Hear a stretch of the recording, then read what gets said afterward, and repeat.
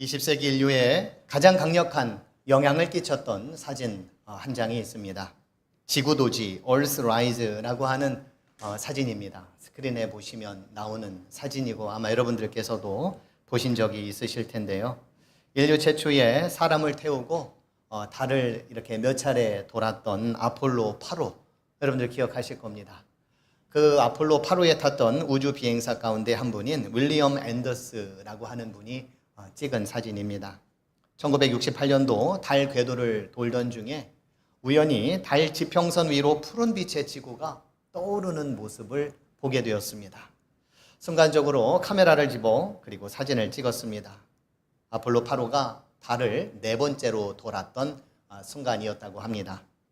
당시 우주선 안에는 윌리엄 앤더스를 포함해서 3명의 우주 비행사가 있었습니다. 이들은 달의 궤도를 몇 차례씩 이제 더 돌았는데요.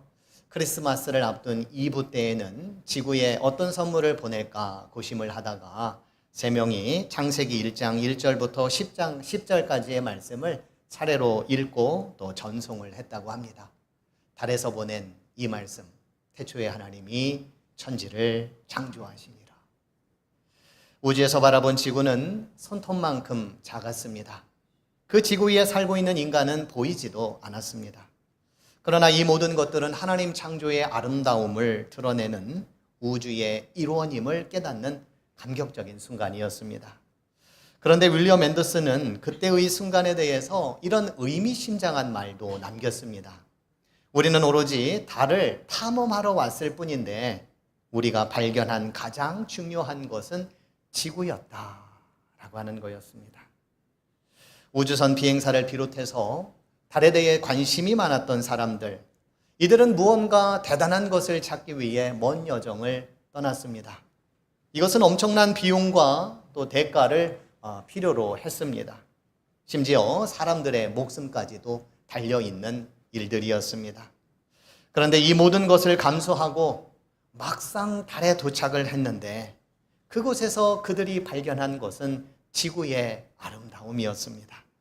원래 알고 있던 곳, 그곳이 그들이 떠났던 곳, 이미 발을 딛고 살았던 그곳, 가장 멀리 나아갔을 때에 비로소 가장 가까운 곳의 진가를 제대로 보게 되었던 겁니다.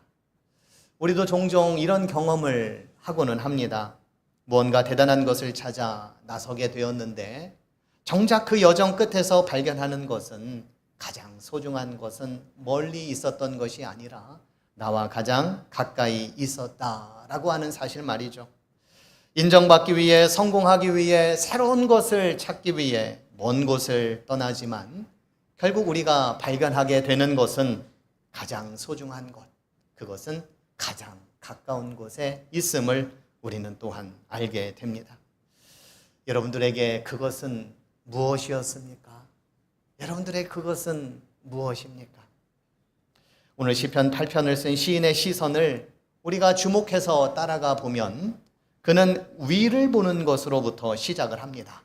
본문 1절과 본문 9절의 말씀을 보면 시인이 여호와 우리 주여라고 하면서 하늘을 우러러 봅니다. 그러다가 마침내 그의 시선이 닿는 곳은 하늘 아래 땅이었습니다. 주의 이름이 온 땅에 어찌 그리 아름다운지요. 3절에서 시인은 하늘과 달과 별들을 보고 있습니다. 주의 손가락으로 만드신 주의 하늘과 주가 베풀어 주신 달과 별들을 내가 봅니다. 그러다가 4절에 이르러 그의 시선은 사람에게로 향합니다. 사람이 무엇이기에 주께서 그를 생각하시며 인자가 무엇이기에 주께서 그를 돌보시나이까. 시인의 시선은 먼 곳으로부터 시작이 되었습니다. 하늘과 달과 별들의 이 존재의 신비, 도대체 저것들은 어떻게 하늘에서 떨어지지 않고 저 먼 곳에서 아름다운 빛을 발하는 걸까? 시인이 바라본 하나님은 광대한 우주를 지으시고 다스리시는 높고 위대하신 분이셨습니다. 그러나 그 높으신 하나님은 사람을 잊지 않으시고 사람과 가까이 함으로 돌보시고 살펴주시는 분이시라는 것을 또한 깨달았습니다. 사람이 무엇이기에 주께서 그를 생각하시며 인자가 무엇이기에 주께서 그를 돌보시나이까? 시인의 이 고백은 마치 그 옆에 하나님이 계셔서 나의 그 무엇을 위해 생각해 주시고 나의 마음을 살펴주시고 또 세심하게 살펴주시는 하나님을 바라보며 말씀하는 것처럼 들려집니다. 하나님, 지금 무슨 생각하고 계시나요? 또 내 생각하고 계시는 건가요? 제가 그렇게도 좋으신가요? 내가 그렇게도 잘 되기를 바라시는 건가요? 나 때문에 그렇게 신경 쓰고 계시는 건가요? 내가 무엇이라고? 그런데 놀랍게도 하나님께서는 우리 인간을 하찮은 존재가 아니라 존귀한 존재로 삼으셨다고 말씀하고 있습니다. 본문 5절에 보시면 그를 하나님보다 조금 못하게 하시고 영화와 존귀로 관을 씌우셨나이다 라고 말씀을 하고 있습니다. 이 내용은 당시 대단히 파격적인 말입니다. 하나님보다 조금 못하게 하셨다라고 하는 표현도 그렇지만 영화와 존귀, 존귀와 영화, 이 두 단어의 조합은 시편 전체에 있어서 하나님께로만, 하나님의 왕적인 위엄을 사용할 때만 표현되었던 내용이기 때문입니다. 시편 104편 1절의 말씀에 보면 내 영혼아 여호와를 성축하라. 여호와 나의 하나님이여 주는 심히 위대하시며 존귀와 권위로 옷 입으셨나이다 라고 하였습니다. 시편 111편 3절에 보시면 그의 행하시는 일이 존귀하고 어미하며 그의 의가 영원히 서 있도다 라고 하였습니다. 그런데 오늘 시편 8편의 시인은 본래 하나님의 위엄을 나타낼 때에 사용되던 영화와 존귀라고 하는 이 표현을 사람에게 적용하고 있습니다. 그럼으로써 하나님께서 인간을 얼마나 귀하고 얼마나 영광스러운 존재로 세우셨는지를 분명히 말씀하고 있습니다. 본문은 하나님께서 사람을 하나님보다 조금 못하게 하셨다라고 말씀하였습니다. 여기서 하나님으로 번역된 히브리어는 엘로힘입니다. 일반적으로 엘로힘은 하나님을 가리킵니다. 개역개정 성경도 하나님이라고 번역을 했습니다. 그런데 다른 성경 가운데에는 천사들이나 신적인 존재들로 번역하기도 합니다. 그러나 어느 번역을 따르든지 간에 본문이 강조하는 것은 분명합니다. 인간은 광대한 우주 앞에서는 한없이 작고 연약한 존재이지만 하나님께서 피조물 가운데에 매우 특별한 존재와 지위를 주신 그런 존재다라고 하는 겁니다. 저와 여러분이 바로 그러한 존재인 것입니다. 성경은 또한 조금 못하게 하셨다라고 말씀하고 있습니다. 이 말의 뜻을 인간이 하나님과 본질적으로 비슷하다거나 하나님과 맞먹는 존재라고 생각할 필요는 없습니다. 창조주 하나님과 피조물인 인간 사이에는 결코 넘을 수 없는 차이가 있습니다. 그럼에도 조금 못하게 하셨다. 조금 못하게 하셨다라고 하는 이 표현 속에는 하나님께서 인간을 창조하실 때에 결코 하찮거나 무가치한 존재로 만든 것이 아니라 심지어 하나님보다도 조금 못하게 창조하셨다라고 하는 것을 분명하고도 강하게 말씀하고 있습니다. 그런데 더욱 놀라운 것이 있습니다. 오늘 본문의 이 말씀이 신약으로 넘어가면, 기독교 신앙으로 넘어가면, 그리고 히브리서의 말씀에 의하면 예수님께서 인간의 존재와 인간의 존엄, 인간의 가치를 위하여 자신의 생명까지도 내어놓으셨던 예수님임을 말씀하고 있습니다. 히브리서 2장 5절 이하에 보면 시편 8편 4절과 5절에 있는 말씀이 고스란히 나옵니다. 사람이 무엇이기에 주께서 그를 생각하시며 인자가 무엇이기에 주께서 그를 돌보시나이까? 그를 잠시 동안 천사보다 못하게 하시며 영광과 존귀로 관을 씌우시며 만물을 그 발 아래에 복종하게 하셨느니라 라고 말씀을 하였습니다. 여기에 놀라운 비밀이 숨겨져 있습니다. 시편 8편이 하나님께서 인간에게 주신 영화와 존귀, 이것을 노래하고 있다면 히브리서 2장에서는 예수님께서는 인간으로 하여금 죄로 인하여 하나님께로 멀어졌던 인간으로 하여금 영화와 존귀를 받을 만한 인생으로 다시 회복시켜 주시기 위하여 하나님이 천사보다도 못한 인간의 자리까지 내려오셨고 죽음과 고난을 당하심으로 많은 사람들을 영광과 존귀의 길로 이끌어 가신 구원의 창시자라고 하는 것입니다. 그저 말로만 영화롭다, 존귀하다라고 하는 이 차원이 아니라 영화롭고 존귀한 존재가 되기 위하여 예수님께서는 천사보다도 못한 인간의 자리까지도 내려오신 그런 구원의 주님이시라는 겁니다. 시편 기자는 사람이 무엇이기에 하나님께서 그를 돌보십니까? 라고 물었습니다. 여기에 히브리서 기자는 예수 그리스도를 보여주었습니다. 하나님의 아들이 사람이 되어 오셨고 십자가의 고난을 통해 많은 사람을 영광과 존귀의 길로 이끌어 주신 분이 바로 구원자 예수시라는 겁니다.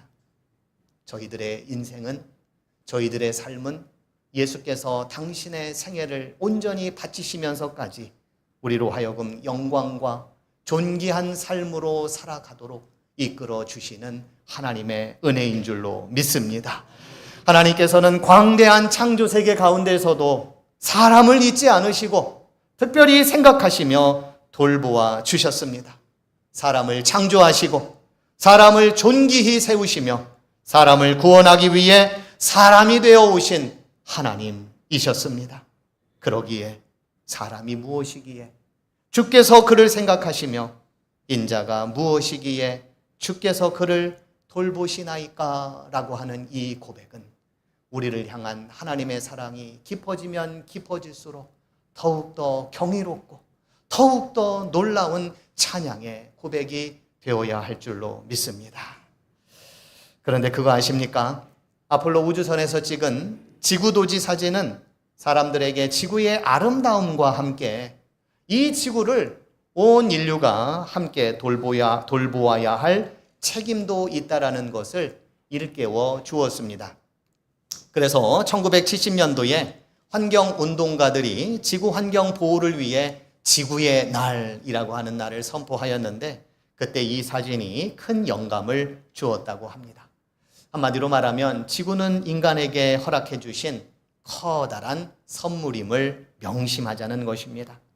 그런데 오늘 본문에 보면 하나님께서 사람을 영화롭고 존귀하게 삼아주시는 놀라운 선물도 주셨지만 여기에 한 가지 더하여 우리로 하여금 하나님이 창조하신 세계를 잘 돌볼 수 있는 사명도 허락해 주셨습니다. 본문 6절부터 8절에 있는 말씀을 읽어드립니다. 주의 손으로 만드신 것을 다스리게 하시고 만물을 그의 발 아래 두셨으니 곧 모든 소와 양과 들짐승이며 공중의 새와 바다의 물고기와 바닷길에 다니는 것이니이다.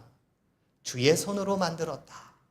여기서 주의 손으로 만들었다라고 하는 것은 주님 손에 의한 걸작품입니다. 주님이 만드신 작품들입니다. 그런데 놀랍게도 하나님께서는 사람에게 당신의 손으로 직접 만드신 작품들을 맡기셨다. 작품들을 맡기셨다라고 하는 겁니다. 3절 말씀에 보면 시인이 주의 손가락으로 만드신 주의 하늘이라고 표현을 합니다. 그러면서 주의 손가락으로 만드신 주의 하늘을 내가 본다. 내가 본다. 감격스러워 내가 본다. 놀라움을 금치 못하고 내가 본다. 이렇게 표현을 하고 있다면 6절에서 시인은 주의 손가락이 아니라 주의 손으로 만드신 것이라고 표현을 하면서 하나님께서 주의 손으로 만드신 것을 다스리게 하셨다. 우리로 하여금 다스리게 했다라고 말씀을 하고 있습니다. 이 차이가 별것 아닌 것 같지만 사실 손가락과 손, 하나님께서 손가락을 사용하시든 손을 사용하시든 얼마나 대단한 능력이 그 가운데에 임하겠습니까? 그런데 손으로 만든 하늘과 별은 그저 바라보는 대상이라면 하나님의 손으로 만든, 그것도 나와 가까운 이 피조물의 세계, 나와 함께하고 있는, 나와 함께 버듬어 살아가고 있는 이 세상에 대해서는 하나님께서 우리에게 맡겨주셨다라고 하는 겁니다. 손가락은 어떤 면에서는 지시라고 하는 단어와 비슷하다면 손은 정성이라고 하는 말과 흡사하다고 볼 수 있습니다.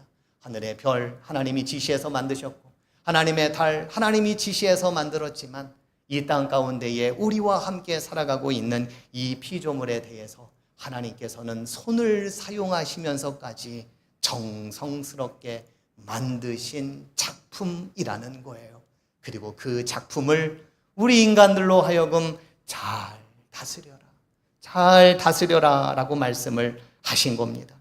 하나님은 당신의 손으로 정성껏 만든 작품들을 사람으로 하여금 다스리게 하셨습니다. 본문은 그것들에 대해서 소와 양과 들짐승, 공중의 새와 바다의 물고기와 바닷길에 다니는 것이다 라고 이렇게 특정을 하였습니다. 그런데 한번 이렇게 생각을 해 보십시오. 하나님께서 사람에게 이런 피조물들도 주님께서 정성껏 빚어 주셨고, 그리고 그것들을 우리에게 맡겨 주셨다면, 하나님께서 생각하시고 돌보시고 당신의 형상대로 창조한 사람, 그 인간, 그들에 대해서 우리가 얼마나 더 존귀한 마음을 가지고 살아가야 하는가라고 하는 것입니다. 가까이 하고 있는 사람, 우리와 가까이 살고 있는 그 사람에 대해서 하나님께서는 정성스럽게 만드실 뿐만 아니라 우리로 하여금 정성스럽게 살펴줄 것을 당부하신다라고 하는 거예요. 그런 의미에서 여러분들의 우측에 계신 분을 한번 보시기 바랍니다. 그리고 이렇게 한번 얘기해 보시죠. 여호와 우리 주여, 주의 이름이 온 땅에 어찌 그리 아름다운지요. 자, 이제 왼편에 있는 분을 한번 보시기 바랍니다. 동일하게 여호와 우리 주여, 주의 이름이 온 땅에 어찌 그리 아름다운지요. 아멘. 그분들을 보니까 이 고백이 나오십니까? 오른쪽에 있는 분도 보시고 왼쪽에 있는 분도 봐도 하나님의 이 아름다우심이 느껴지십니까? 우리는 고백과 이러한 찬송으로 살아가는 우리 남천교회 모든 성도들이 되기를 간절히 축복드립니다. 성경은 다스리게 하시고 발 아래 두셨다라고 하는 표현을 하고 있지만, 그것은 폭압적인 지배도 아닙니다. 감정적으로 강압적으로 지배하는 것도 아닙니다. 하나님을 대신해서 하나님의 마음으로 돌보고 책임을 다하라라고 하는 당부이고 부탁인 겁니다. 마치 달 지평선으로 떠오른 푸르른 지구가 계속해서 푸른 지구가 될 수 있도록 우리로 그 마음을 품고 살라 명령하셨습니다. 여호와 우리 주여, 주의 이름이 온 땅에 어찌 그리 아름다운지요. 시인의 놀라움과 이 경탄은 오늘 시 가운데에 처음과 끝에 위치하고 있습니다. 그리고 모든 시를 감싸고 있습니다. 그리고 그 놀람과 경탄의 중심에 사람을 향한 하나님의 마음이 담겨져 있습니다. 사람이 무엇이기에, 사람이 무엇이라고 하나님은 저들을 그토록 생각해 주시고 돌보아 주십니까? 독일의 신학자였던 위르겐 몰트만은 인간이 존재하는 이유, 인간이 이 우주에서 갖는 궁극적인 자리는 무언가를 성취하는 것이나 세상을 지배하는 것이 아니라 이미 진행되고 있는 찬양의 합창에 목소리 하나를 보태는 것이라고 하였습니다. 이미 진행되고 있는 찬양의 합창에 목소리를 보태는 것. 인간은 우주적 찬양의 참여자입니다. 동참자입니다. 하나님께서는 그 광대한 찬양의 합창 속에 저와 여러분들을 초대하셔서 그 기쁨에 동참하게 하셨습니다. 오늘 시편의 시인도 주의 손가락으로 만드신 하늘과 달과 별을 보다가 사람을 보았습니다. 광대한 우주에 비하여 사람이 얼마나 작은지를 보았습니다. 그러나 바로 그 순간 시인은 더 큰 놀라움을 발견했습니다. 이렇게 작은 인간을 하나님께서 생각해 주시고 돌보아 주시는구나. 그래서 시인은 자신의 목소리를 온 창조의 찬양에 보탰습니다. 여호와 우리 주여, 주의 이름이 온 땅에 어찌 그리 아름다운지요. 우리도 그 찬양에 우리의 목소리를 보탤 수 있기를 간절히 축복드립니다. 온 우주가 하나님을 찬양할 때에 우리도 하나님을 찬양할 수 있는 삶이 되기를 바랍니다. 나를 생각하시고 나를 돌보시는 하나님, 그 하나님을 찬양하고 내 곁에 사람을 존귀하게 여기며 맡겨주신 세상, 맡겨주신 우리 공동체, 맡겨주신 우리의 가정을 돌보는 삶으로 하나님을 찬양하며 나아가는 여러분들의 삶이 되기를 간절히 축복드립니다. 여호와 우리 주여, 주의 이름이 온 땅에 어찌 그리 아름다운지요. 이제 이 고백은 우리 남천교회가 입술과 삶으로 세상 가운데에 올려드릴 영원한 찬양이 되어야 할 줄로 믿습니다. 여호와 우리 주여, 주의 이름이 온 땅에 어찌 그리 아름다운지요. 여호와 우리 주여, 주의 이름이 온 땅에 어찌 그리 아름다운지요. 기도하시겠습니다.